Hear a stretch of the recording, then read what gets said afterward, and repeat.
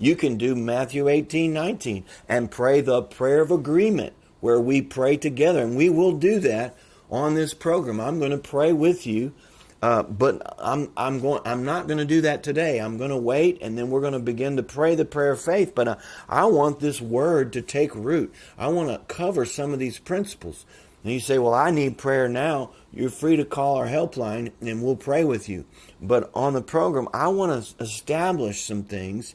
I want to take you through this process before we pray the prayer of faith.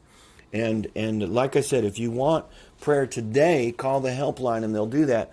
But we'll begin to pray at the conclusion of each program for you specifically, the prayer of agreement. Obviously, I can't lay hands on you, and obviously I can't anoint you with oil, but I can pray the prayer of faith through technology, through the modern technology that we have, that we can pray the prayer of faith. Now, if you would rather have hands laid on you, if you'd rather be anointed with oil, if that inspires your faith, if that's where you can connect with God, those means are available. You can go to a church or a meeting where they do this, and I encourage you to do that as well. There was just no set rule, and that's another thing we learn through these examples of healing, of individual healing in the ministry of Jesus.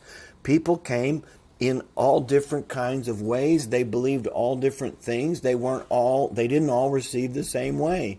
Just like today, not everyone gets saved the same way. Some people get saved at home. Some people get saved in their bedroom. Some people get saved at night. Other people get saved at church. They go down to an altar. Other people get saved in a more public type meeting, a convention or a seminar or a crusade. Other people get saved by themselves, maybe outside, and other people inside. And so you can't make a doctrine out of the method, but the principle of faith is the same. And I can promise you that if you believe on Jesus, whether it's morning or night, whether it's in a church or at home, whether it's in a car or outside, I promise you, if you put your faith in Jesus, that He will save you. I can promise you that. And the same is true with healing, however you choose to do it. So this man obviously had heard of Jesus, because faith comes by hearing.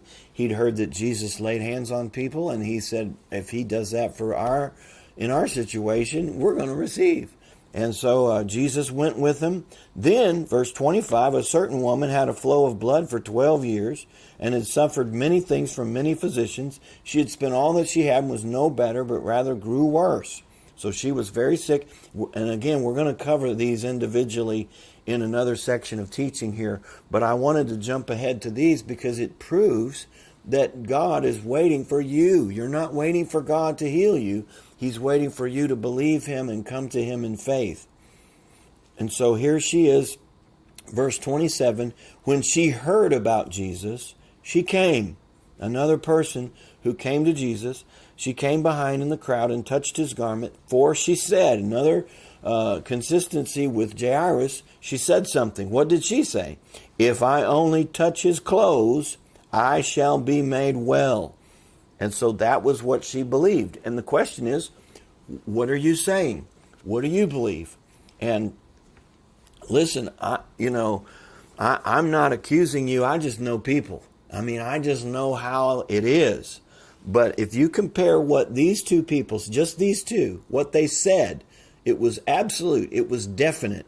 It was positive. It was a firm conclusion that if this happens, I'm going to be healed. My daughter's going to be healed. Compare that to what people say about their sickness and disease. I'm sick. I'm not feeling any better. I need to go to the doctor. I need to get prayer. It didn't work last time. I don't know if it's going to. I hope God heals me. I want to be healed. Did you know wanting to be healed is not the same as believing in healing or believing for your healing? It's not the same. I hope God does. They get prayer. Did you get anything? I don't know. I hope I did. I want to. It's going to happen. These things are not consistent with what Jairus and this woman said. By the time they came to Jesus, and this is what we're doing in these teachings, by the time they came to Jesus, their faith was firm. It was solid. and they had less access to material than you do. They had less access to teaching than we do today.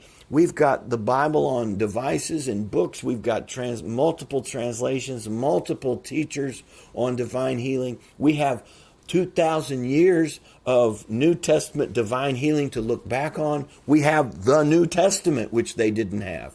So if they could believe and come to this conclusion that if I have hands laid on me, or if my daughter has hands laid on her, she's going to live. If I touch his garment, I'm going to be healed. If they could come to that conclusion, you can. And, the way to do it is get out the unbelief and get in the faith. Or stop feeding on the wrong material and start feeding on the right material. And that's what we're going to talk a lot about that in the upcoming episodes, because I believe this is the key to getting where you need to be in your faith